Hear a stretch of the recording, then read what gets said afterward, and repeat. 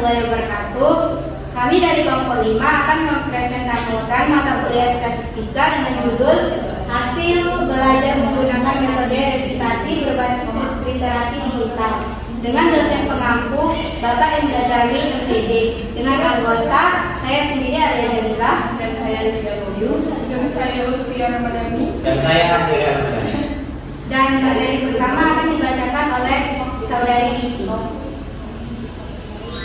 Hasil belajar sebelum menggunakan metode resitasi berbasis literasi digital. Di sini kita melihat jumlah siswanya ada 18, minnya 68,33, medianya 67,50, mode 60, standar deviasinya 7,195 dengan variasi 51,765, ranknya 26, minimum 56 dan maksimum 82.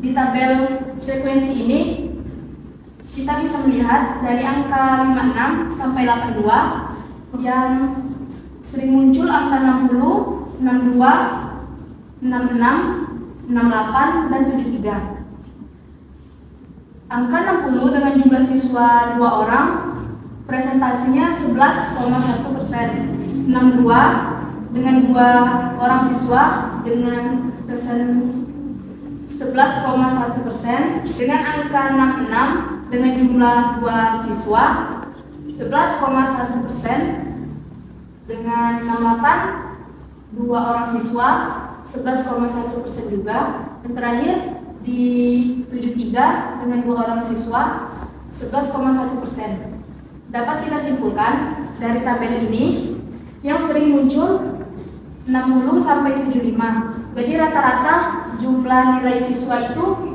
60 sampai 75 yang dikategorikan cukup untuk hasil belajar sebelum menggunakan metode resitasi berbasis literasi digital ini. Dan ini sebagai contoh untuk penerapan setelah menggunakan metode berbasis literasi ini.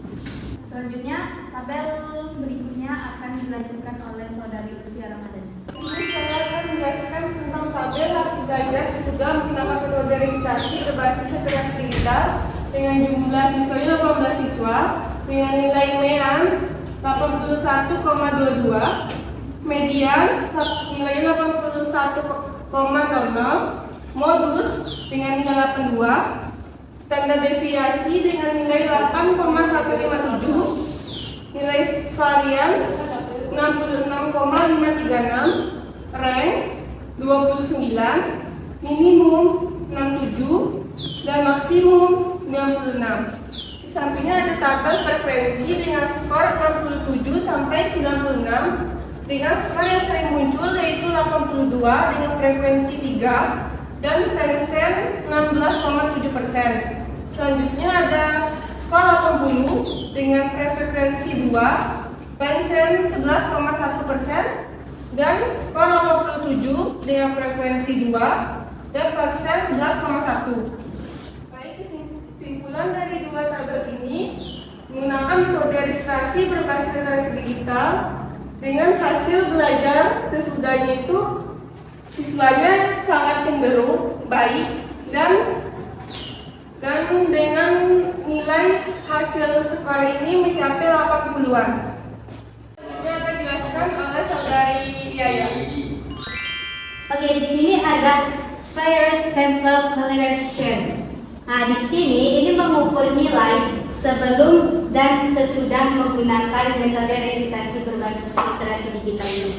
Nah, di sini ada N. Ini adalah jumlah siswanya, sama seperti sebelumnya yaitu 18 siswa.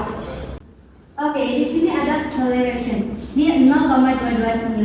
Ini artinya hubungan lemah dan positif. Nah, di sini siswa yang nilainya cenderung lebih tinggi itu tetap tinggi setelahnya. Tapi pola ini tidak terlalu akurat karena mungkin nilai yang lebih tinggi tadi itu karena hasil metode yang baru dipakai ini, yaitu metode resitasi berbasis literasi digital. Jadi dapat disimpulkan nilai ini tidak sepenuhnya siswa yang lebih pintar itu lebih baik. Jadi di sini ada atau signifikan di 0,360. Nilai 0,360 itu tidak signifikan di dalam statistik. Karena nilai 0,360 ini jauh lebih tinggi di atas 0,05. Oke, di sini ada tabel prime sample statistik. Di sini dia menjelaskan rata-rata min sebelum dan sesudah menggunakan metode resitasi berbasis digital ini. Nah, di sini min-nya itu di sebelum ini ada sekitar 68,33 dan di sesudahnya ini ada 81,22. Nah, di sini dengan jumlah siswa 18 siswa. Nah, dari angka 68,33 sampai 81,22 ini naik sekitar 13 poin. Dan ini cukup signifikan. Nah, di sini ada standar deviasi. Di sini menunjukkan seberapa besar nilai siswa itu naik. Nah, di sini di sebelumnya ini ada sekitar 7,155 dan sesudahnya itu 8,157. Nah, di sini lumayan naik. Jadi, dapat disimpulkan nilai min-nya ini jauh meningkat dari 68,33 dia naik ke 81,28. Ini naik sekitar 13 poin.